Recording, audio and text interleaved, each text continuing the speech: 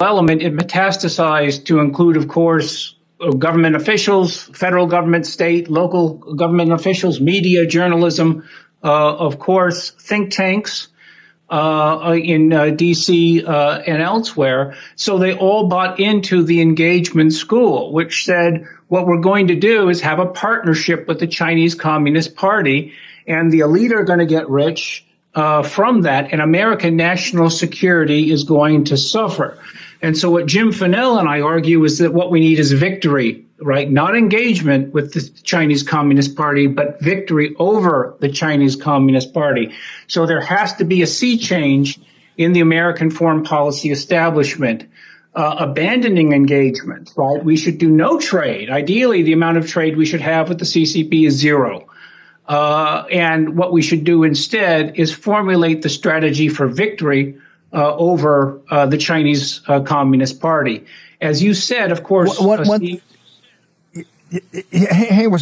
the things that's hanging us up on that is that, and what you're starting to talk about, Captain Fennell and others, is the power of the because people say, well, how can the CCP, how can she go to San Francisco and be feted by the 400 top business leaders in the country and have champagne and they're holding up the flutes and toasting him and there's 2 standing ovations? They're kind of like-minded. The families or leaders or factions that control the Chinese Communist Party have made an enormous amount of money. It's the second most powerful nation on earth, and I would argue probably the second most powerful nation in the history of earth and back to the United States. The people that run it are not communists. They're Marxists.